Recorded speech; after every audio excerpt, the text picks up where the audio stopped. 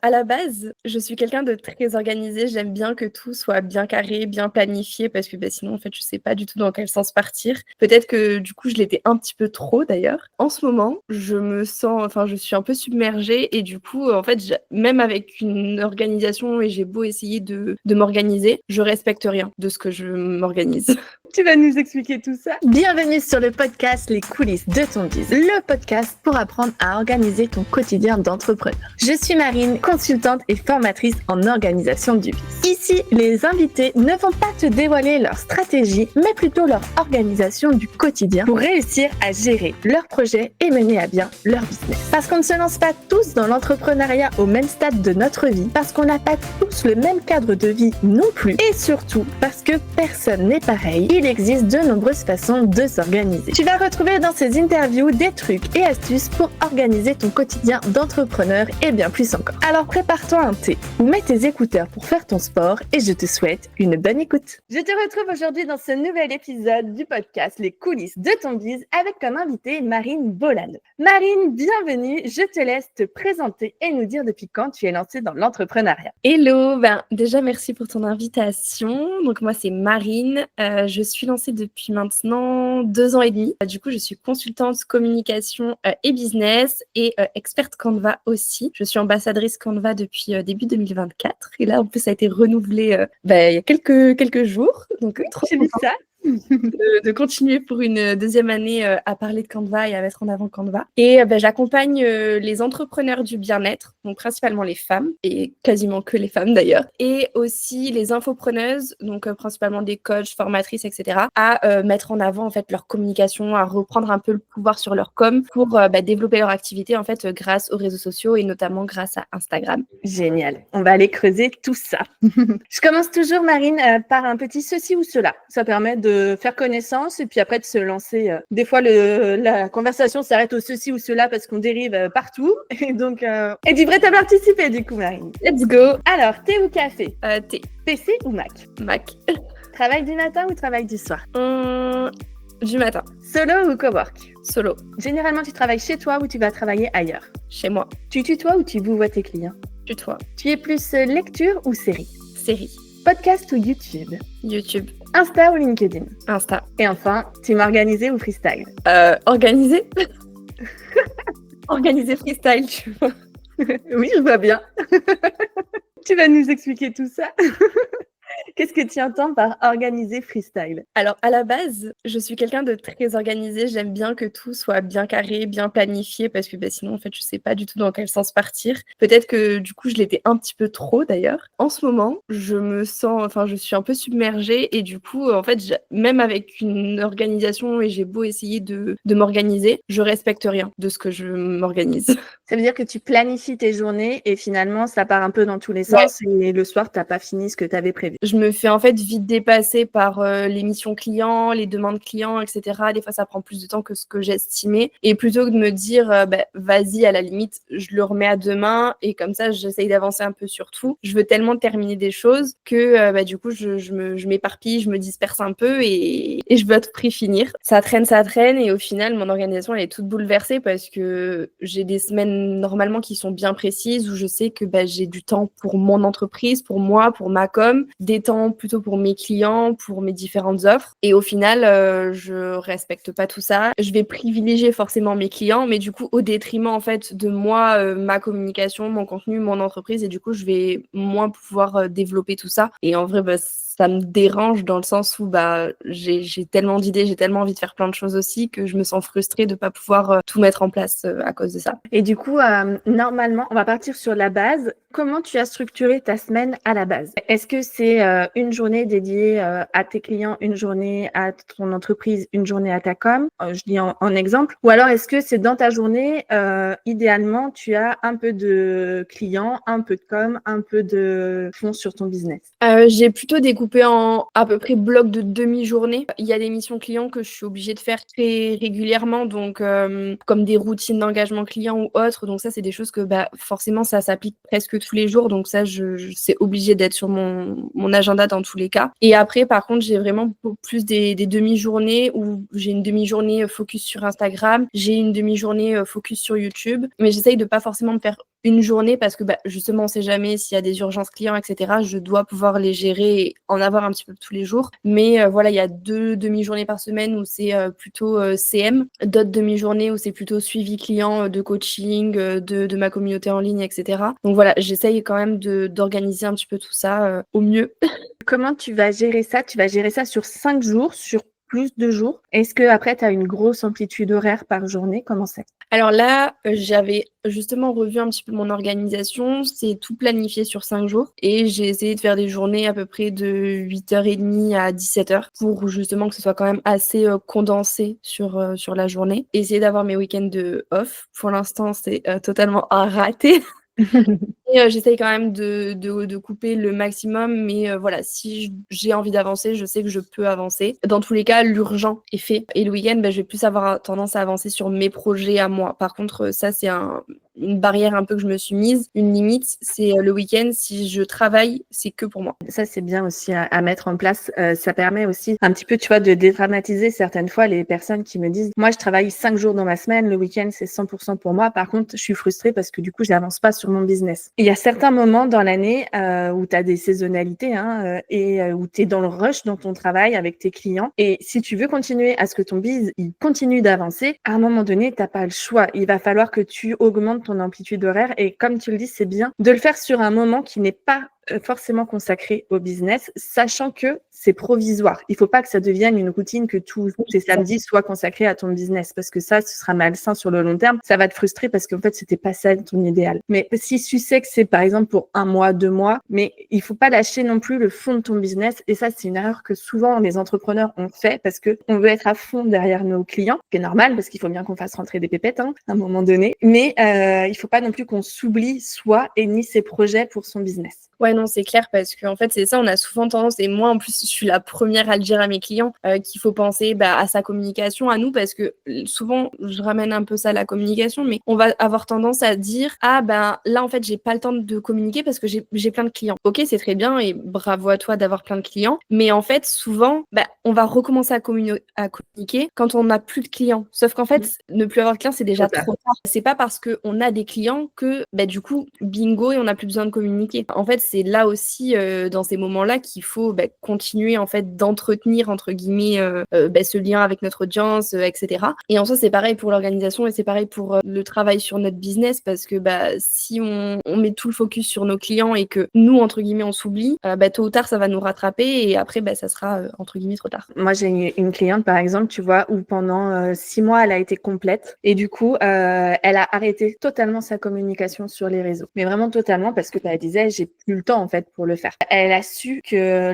l'une de ses clientes allait arrêter, qu'il allait falloir qu'elle recommence à communiquer. Du coup, elle a fait appel à mes services pour arriver à caler du temps de communication dans son planning qui était complet. Donc, c'est ce qu'on a fait. Tu vois, on y a plus été, nous, étape par étape. C'est-à-dire qu'on a mis faire la légende tel jour, faire les posts tel autre jour et après la programmation un autre jour. Comme ça lui faisait sur 3 jours des petites sessions de communication et c'était pas non plus un surcroît de travail, tu vois, par rapport à sa charge. Et ça lui a permis que quand sa cliente, elle a arrêté le contrat, comme elle l'avait prévenu en amont, ça a été plus facile à elle, tu vois, de mettre tout ça en place. Elle avait déjà recruté une nouvelle cliente. Donc, en fait, ça a été transparent pour elle et du coup, elle a gardé ce flow pour sa communication, ce qui lui permet, tu vois, maintenant même de lancer des freebies ou des choses comme ça et par la suite de vouloir mettre des produits d'appel pour avoir un surplus en chiffre d'affaires. Ouais, et puis en plus, c'est ça, comme tu dis, au pire, on a ce bloc de temps. Au mieux, d'ailleurs, au mieux, on fait notre com. Au pire, on a du temps libre pour nous. Ouais, exactement. Où on peut avancer sur autre chose et du coup, notre journée, dans tous les cas, elle sera avancée. Donc,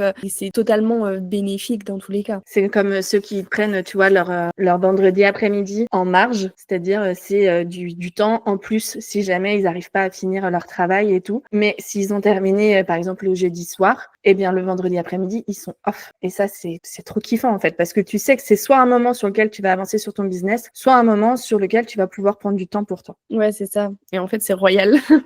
C'est trop bien. Moi, je le fais avec le mercredi. C'est mon temps tampon, tu vois, dans ma semaine où je sais que si je suis en surcharge de travail comme là actuellement, où effectivement je travaille les mercredis, mais je sais très bien que rapidement ça va venir à s'estomper et je vais retrouver mes mercredis parce que mon surcroît de travail sera passé, quoi. Enfin, dans tous les cas, tu vois, avoir sa semaine un peu préorganisée, ça veut pas dire que toutes les semaines, elle doit être obligatoirement comme ça non plus. Enfin, en tout cas, selon moi, c'est juste une base, comme on pourrait dire un template, un modèle de semaine parfaite. Mais par contre, je sais pas si on a un rendez-vous perso, si on a, oui, les enfants à aller chercher. Bon, moi, je suis pas dans cette situation-là, mais si on a un cours de sport ou autre, on peut se dire, ok, là, il vient s'entremêler entre guillemets au milieu de mes blocs. Mais par contre, je peux décaler ma journée, soit finir plus tard pour me permettre d'avoir ce moment au milieu de ma journée. Et en fait, en tant qu'entrepreneur, on a aussi cette chance de pouvoir un peu organiser, entremêler nos journées finalement comme on le sent et comme elles nous correspondent parce que on n'est pas obligé de faire du 8h, 17h parce que c'est ce qu'on nous apprend à faire à l'école, dans le salariat, etc. Si là, on a envie de travailler de 6h du matin à 13h, grand bien nous fasse. Ou si on a envie de travailler plutôt de 18h à 1h du mat, en soi, il n'y a rien qui nous en empêche. Et c'est aussi le luxe de pouvoir choisir un peu notre propre organisation, celle qui nous correspond en fonction, nous, en tant que femmes, aussi de nos cycles. Enfin, c'est quand même vraiment trop cool, quoi. Et c'est vrai que je rebondis sur ce que tu viens de dire. Il y a aussi énormément de femmes par rapport à leur cycle menstruel qui ont des moments dans leur mois où elles vont avoir moins d'énergie, elles vont avoir moins de possibilités aussi de se concentrer tout simplement. Et ça, c'est quelque chose sur lequel on fait l'impasse souvent parce que, entre guillemets, ce n'est pas normal de s'écouter. Quand on est à l'école, tu es obligé d'aller à l'école du lundi au vendredi. Quand tu es après en salariat, tu es obligé d'être présent du lundi au vendredi. Peu importe si tu es plié, couché 2 heures avant de partir, clairement, il faut que tu y ailles. Alors que quand on est entrepreneur, on a ce luxe, comme tu dis, de pouvoir s'écouter et de faire attention à son rythme aussi et à son cycle surtout. Il y en a, c'est pareil, tu vois, elles savent très bien que au milieu de leur cycle, elles vont avoir un moment un peu plus bas. Il faut qu'elles s'écoutent dans ces moments-là et qu'elles réajustent leur planning aussi en fonction. Ouais, c'est trop important. Et ça, en fait, on nous apprend pas à le faire. C'est juste nous, justement, qui devons apprendre à nous écouter, à nous comprendre, à tester pour voir aussi comment on fonctionne. Enfin, même pour notre organisation hors cycle. Enfin, voilà, ça se teste, en fait, finalement, pour voir ce qui nous correspond le mieux. Et peut-être que ce qui nous correspond à un moment donné, peut-être que 6 mois plus tard, 1 an plus tard, 5 ans plus tard, ça nous correspondra plus du tout. Et il faut savoir aussi pas rester fixé sur ce qu'on s'était noté, entre guillemets, au début et pouvoir l'ajuster constamment, en fait. Ouais, complètement. Surtout que ton activité, elle va être florissante, elle va avoir peut-être des saisonnalités. Donc, c'est sûr que si tu as un gros pic de lancement, par exemple en juin, ça va pas être la même chose que en septembre où là, c'est beaucoup plus bas. Tu vas pas avoir la même organisation, tu vas pas avoir le même temps de travail non plus. Et après aussi, comme tu disais tout à l'heure, quand tu as des enfants, ça change aussi forcément. Et alors, alors là, ça peut devenir complètement n'importe quoi ton rythme. Il faudra pas avoir peur de ça. C'est quelque chose qui est totalement normal et on a cette chance de pouvoir l'adapter. Tu vois, quand tu as fait une nuit blanche et que tu as déposé ton enfant chez la nourrice, tu as le droit en fait de faire une sieste d'1 heure avant d'attaquer ta journée et personne va venir te juger. Mais ça, je sais que c'est un truc qui me fait grave peur du jour où je vais être maman. Là, je me sens déjà dépassée, donc je me dis comment ça va être, comment je vais gérer. Genre, des fois, je me dis mais c'est pas possible. Enfin, je pourrais pas continuer comme ça. Enfin, et après, je vois que il y en a plein, dont toi, tu vois, qui le font et qui y arrivaient. Donc, je me dis bon, pourquoi pas moi? Tu vas prioriser en fait certaines choses. Tu n'auras pas le choix de toute façon. Ouais, je me dis et puis peut-être mon business model évoluera aussi en fonction. De toute façon, par la force des choses, tu vas être obligé. Il y a certaines choses, tu vois, qui vont se mettre en place parce que ton enfant aura un rythme, un certain rythme. Il va falloir que tu te plies à son rythme parfois. Parfois, c'est lui qui va devoir s'y plier. En fait, comme on dit depuis le début de cet épisode, tester et réajuster en fait en fonction. Ce qui est génial, c'est que quand tu vas avoir commencé à trouver ton rythme, son rythme va changer. Donc, il va falloir que tu réadaptes tout le truc. Je te spoil déjà, mais c'est la vérité. Chercher l'équilibre constamment, quoi. C'est ça. Honnêtement, là, tu vas faire pas mal d'interviews, à accompagner pas mal d'entrepreneurs. L'équilibre pro-perso, ça n'existe pas. C'est un idéal, une utopie. Je pense pense que ça sera l'objet de mes prochains posts, tu vois. Faut arrêter de croire que tu peux faire 50-50 ou 70-30. Ça dépend, c'est tellement variable. On n'a pas la boule de cristal, tu vois, qui va nous aider là-dedans. C'est bien de vouloir y aller l'atteindre, tu vois, mais ça bouge tout le temps, quoi. Tout le monde a sa vision aussi de l'équilibre vie pro-perso, parce que ma vision sera peut-être pas la même que la tienne, que celle d'un autre entrepreneur, parce que on a tous des vies différentes, on a tous des passions différentes, des trains de vie différents, et forcément, du coup, dans tous les cas, on n'aura pas la même vision, les mêmes envies, en fait, à ce niveau-là. Et puis, comme notre vision peut évoluer aussi au fil du temps, sans enfants, tu peux te dire, ok, j'ai plus de place pour le pro, peut-être qu'avec des enfants, tu voudras plus de place pour le perso, peut-être que pas aussi, chacun fait ses choix aussi. Mais ouais, non, c'est vrai que c'est propre à chacun. Et comme tu dis, chacun va faire ses choix. C'est pas parce que tu vas être quelqu'un qui va travailler 60 heures par semaine que tu seras forcément une mauvaise personne. Ou alors parce que tu fais le slowprenariat, t'es à 25 heures semaine, personne va te juger non plus si toi t'es aligné avec ça, que ça te convient parfaitement dans ta vie, et tant mieux pour toi. Ouais, c'est ça, tant que t'es bien, que tu fais ton taf, que tes clients sont satisfaits, en fait, il n'y a pas de problème, quoi. On va rentrer un petit peu dans le vif du sujet, Marie. J'aimerais savoir, moi et tous mes auditeurs, comment tu t'organises, par exemple, pour gérer tout ce qui va être boîte mail et appel. Je crois que ça veut tout dire. C'est le meilleur argumentaire que j'ai eu. Au niveau de la boîte mail, j'essaye quand même d'y passer tous les jours. Et visuellement, je vois, on va dire, les mails les plus importants. Ça m'arrive que certains passent un petit peu à la trappe. Et de temps en temps, je vais faire un gros petit nettoyage. Mais globalement, une fois par mois, déjà de sûr, je vais refaire un gros tri de ma boîte mail et tout trier dans mes différentes sous-boîtes. Comme ça, je sais que les conversations avec les clients, elles sont bien à leur place, etc. Et je supprime tout ce qui est inutile. Au moins une fois par mois, c'est fait. Ensuite, au niveau des appels, alors appels, c'est quel genre des appels avec tes prospects ou même les appels avec tes clients que tu as en coaching, comment tu fais? Au niveau des appels, j'ai une organisation un peu particulière. Donc, j'ai vraiment défini, en fait, sur justement mon organisation, ma semaine parfaite, des créneaux pour les appels découvertes, par exemple. Donc, du coup, mon Z-Call est relié un petit peu à ces créneaux-là et j'ai que les créneaux ouverts sur ces moments. Et si j'ai pas d'appel, soit du coup, je fais autre chose, soit j'en profite pour du temps off. En général, je les mets soit en début de matinée, soit entre midi et 2. Comme ça, ça me permet, soit d'avoir une plus grande pause pour manger, soit le matin de commencer un petit peu plus tard, ou alors, comme je t'ai dit, de faire autre chose. Pareil, pour mes appels de coaching, j'ai de la même façon, en général, 2 créneaux. Donc, j'ai soit le mardi matin, soit le jeudi matin. C'est souvent, en fait, mes créneaux d'appels, que ce soit pour faire des lives, pour les appels avec mes clients, etc. Et globalement, c'est tout le temps comme ça. Et après, si jamais les personnes ne sont pas dispo,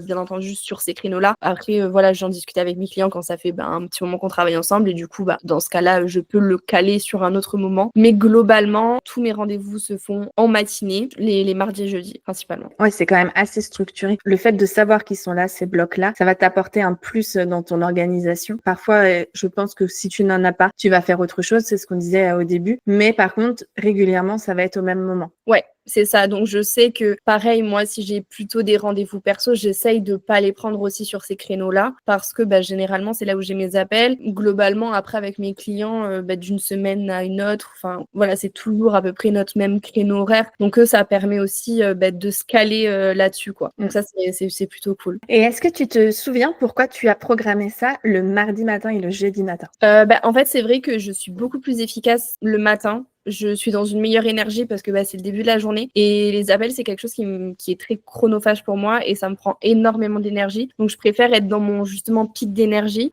pour pouvoir faire ces tâches-là et après, à la limite, c'est la fin de la journée, je peux faire plus mes missions clients un petit peu plus tranquille où je vais être derrière l'ordinateur ou je vais faire ça, plus simplement. Ok, génial. Comment tu fais maintenant ton suivi compta? Alors, mon suivi compta, donc moi, j'ai quelqu'un qui travaille avec moi pour toute ma comptabilité. Moi, ce que je fais, c'est que, du coup, à fond, je travaille avec toi et tu t'occupais de toute la partie facturation, etc. Et moi, une fois par mois, des fois plus souvent, mais au minimum une fois par mois, je vais recenser en fait toutes les factures clients, toutes les factures achats, donc vis-à-vis de toutes mes dépenses. Je vais tout en fait classer dans des dossiers sur un drive pour transmettre à la personne qui va s'occuper après de ma compta. Ok. Donc une fois par mois, en fait, tu te poses sur ta compta. Ouais, bah, si je peux le faire au fur et à mesure, je le fais au fur et à mesure, mais je sais qu'au pire, une fois par mois, j'ai vraiment ce moment consacré où je fais tout ça. Génial. J'ai la question que tout le monde attend. Comment tu organises ta communication, Marine? Bon, alors là, je suis pas le meilleur exemple du moment, mais du coup, au niveau de ma communication, alors là, je pourrais en parler pendant des heures et des heures, donc je vais essayer de faire succinctement. Déjà, il faut savoir que j'ai pas mal de canaux de communication, donc du coup, forcément, ce qui veut dire aussi beaucoup de temps de création. Mais comme je dis souvent, c'est pas parce que j'en ai beaucoup que tout le monde est obligé d'en avoir beaucoup, c'est parce que c'est mon travail aussi et que ça me fait kiffer de créer du contenu. Juste, je fais la parenthèse, mais que ça me fait kiffer aussi et que bah, c'est important pour moi c'est mon outil de travail et donc de tester aussi les différents canaux, parenthèse fermée. Mais au niveau de ma stratégie et de mon organisation, donc comme je te l'ai dit tout à l'heure, j'ai vraiment un bloc en fait par semaine, par canal de communication. Donc j'ai 2-3 heures pour Instagram par semaine, 1 heure pour ma newsletter par semaine, ce qui est d'ailleurs beaucoup trop parce que je les batch en général très rapidement. Donc souvent je fais autre chose à la place. J'ai aussi 3 heures, je crois, pour YouTube, comme ça, ce qui me permet de faire le tournage et le montage. Et voilà, grosso modo. Et ensuite, en général, je viens dans un premier temps batcher, on va dire, toutes les idées de contenu. Donc je vais noter toutes les idées, que ce soit pour Instagram, pour YouTube. J'essaye de le faire un peu en parallèle parce que des fois, il y a des sujets qui s'entrecroisent aussi. Déjà, ces idées, quand je rédige les idées, je vais un peu venir expliquer ce que j'entends par l'idée parce que des fois, juste le titre ou juste l'idée comme ça, bah, ça peut paraître flou et au moins, quand j'y reviens, je sais exactement ce que j'avais en tête la première fois. Et ensuite, plus tard, je viens faire tout ce qui va être légende et rédaction, par exemple, des slides du carrousel. Et encore une fois après, je fais vraiment par tâche. Je vais faire tout ce qui va être visuel et montage des réels. Et ensuite, je fais une tâche programmation. Ouais, tu fais vraiment en mode batching toute ta communication. Ouais, je suis vraiment beaucoup plus productive de cette façon-là parce que bah, mon cerveau, comme il est vraiment dans une tâche, bah, il sait que là, c'est rédaction de légende, donc il est apte, on va dire, à rédiger toutes les légendes. Et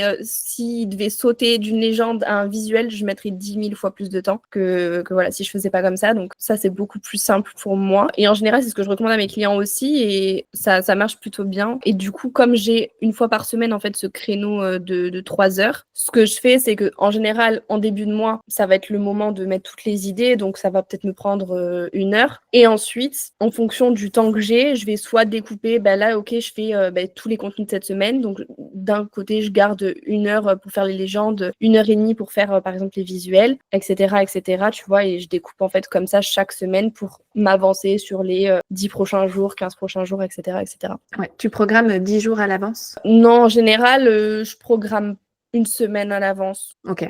Mais si je peux m'avancer déjà dans les prochains contenus, tu vois, même si tout n'est pas fini, mais que j'ai au moins fait par exemple les légendes, je sais que la fois d'après, j'aurai qu'à reprendre avec les visuels ou autres. Et du coup, c'est beaucoup plus rapide.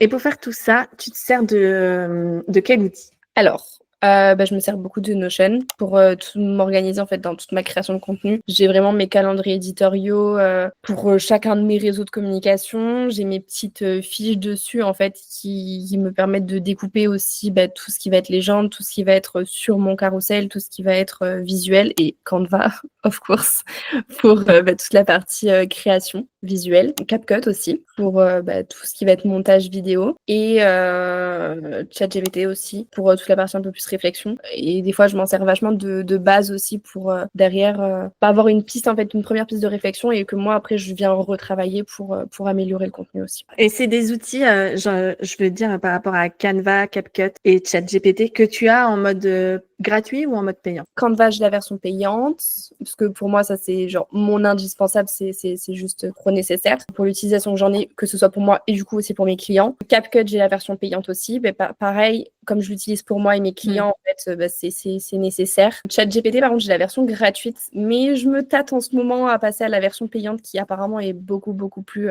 performante. C'est aussi une interrogation que j'ai. Je cherche en fait des gens qui l'ont en version payante pour savoir si oui ou non. C'est vraiment utile ou si c'est un leurre et que en fait la gratuite suffit amplement. Comme je sais pas encore, je suis toujours en version gratuite. Ouais, ben moi c'était pareil et là j'en ai discuté avec une amie il y a 2 jours et apparemment c'est vraiment game changer la version payante. À tester, j'ai pas testé donc par moi-même mais Tu viendras me dire quand tu l'auras pris.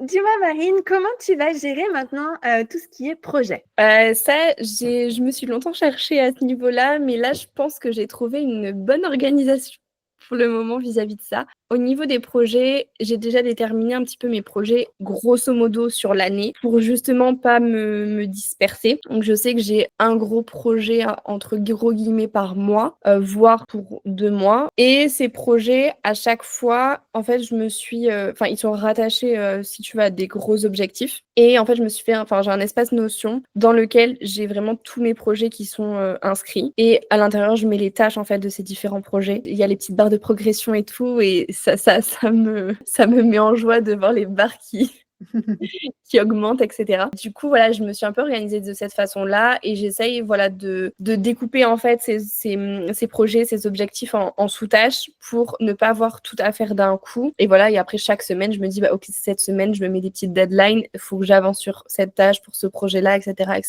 pour avancer au maximum. C'est une très très bonne méthode. C'est la méthode que je conseille moi aussi à mes clients. Et surtout de mettre la petite barre de progression. Quand tu cliques là et que tu vois que ça augmente, c'est un kiff total. Mais en fait, le problème, c'est qu'après, tu as envie de faire que ça et que de travailler sur tes projets. Oui, c'est ça aussi un peu le problème. D'où le pourquoi il faut quand même garder en tête que c'est les clients qui te rapportent de l'argent. Ouais.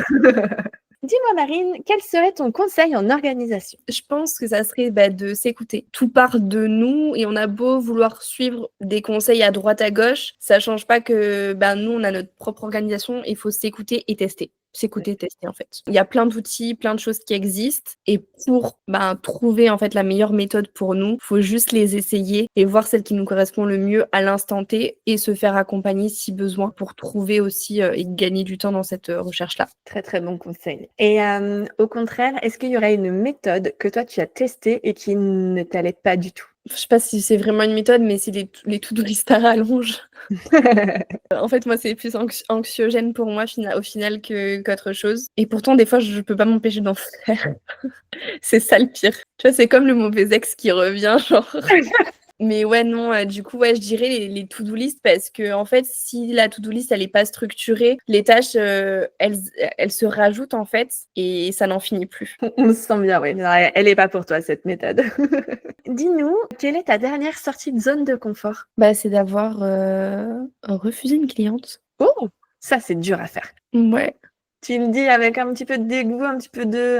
Non, mais en fait, c'est juste que je me sentais pas alignée avec la façon de travailler de la personne. Et en fait, j'ai senti la pression avant même qu'on commence la collaboration. Et du coup, je me suis dit, en fait, ok, oui, j'aimerais bien avoir des clients en plus, mais est-ce que c'est de cette façon-là? Est-ce que c'est ce genre de client que j'ai envie d'accompagner? Non. J'estime pouvoir me permettre de choisir avec qui j'ai envie de travailler. Et du coup, en fait, j'ai dit à la personne que finalement, je donnais pas suite. Et en vrai, j'étais bien contente et au final, après, derrière, j'ai eu des propositions. Donc... Ouais, c'est tellement dur de dire non à un client parce que souvent, on a la peur du manque. Et pourtant, pour l'avoir testé, malencontreusement, quand tu ne dis pas non, que tu dis oui à regret, souvent, ça se finit pas très, très bien. C'est ça, en fait. C'est ce que je me suis dit. Si déjà, ça commence comme ça, je suis réticente avant même de commencer la collaboration. Je vais pas pouvoir tenir 3, 4, 6 mois de cette façon-là. Donc, je me dis, je préfère prendre, entre guillemets, ce risque de passer à côté de quelque chose. Mais c'est peut-être pour qu'il y ait mieux qui arrive derrière. Donc, voilà. Et franchement, je regrette absolument pas. Tant mieux. Si tu pouvais me poser une question, Marine, qu'est-ce que ce serait? Comment tu fais pour tout gérer sur tous les fronts? Je gère pas tout. Gérer? Non, je gère pas tout. Comment je fais? Je gère beaucoup de choses, c'est vrai. C'est pas un fun fact, c'est ça? Ouais. Ouais, bref, donc ça c'est vrai. Oui, je gère beaucoup de choses. Je priorise. Je sais moi le matin quelles sont les 3 choses que je dois faire dans ma journée absolument pour être contente le soir en me disant bon ça c'est fait, c'est bien. Il y a des choses sur lesquelles comme je t'expliquais tout à l'heure, tu peux pas y couper, tu es obligé de les faire. Soit c'est des choses techniques comme emmener les enfants à telle heure, aller les chercher à telle heure, clairement, là, mon meilleur ami, c'est mon alarme de téléphone que j'ai programmée tous les jours. Heureusement pour moi, parce que là, je le dis, tu vois, hier, on était mercredi, fallait qu'ils étaient en garde chez mes beaux-parents, fallait que j'aille les chercher à 16h45 et en fait, j'ai levé la tête de mon ordinateur, il était 16h40.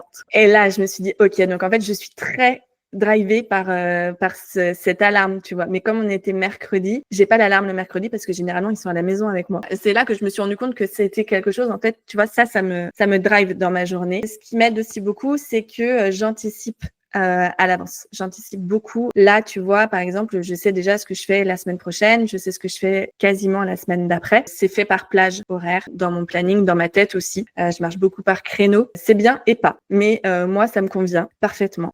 Tu vois, je peux avoir là ce midi, je savais que j'avais une demi-heure pour faire, par exemple, mon linge. C'était acté dans ma tête. Mon mari est arrivé plus tôt que prévu pour manger. Ça m'a pas empêché. Je lui ai dit, bah écoute, moi, c'est maintenant qu'il faut que je le fasse parce qu'après, j'aurai pas le temps dans ma journée. Donc du coup, on a mangé plus tard par rapport à ce que lui voulait, mais c'était acté. Si c'était pas fait maintenant, ce serait pas fait. Donc c'est comme ça que moi je marche. En fait, j'ai une rigueur et une routine bien ancrée. Parce que moi, en fait, je sais que j'ai du mal à... Tout me paraît important et du coup, c'est pour ça que des fois, j'ai du mal à prioriser parce qu'en fait, j'ai l'impression que tout est urgent. C'est pour ça, je pense que je me mets vite un peu dans ce stress, etc. parce que je sais pas par quoi commencer parce que j'ai l'impression que vraiment tout est sur le même piédestal et que tout doit être fait là, maintenant, tout de suite. Alors ça, tu as différentes méthodes.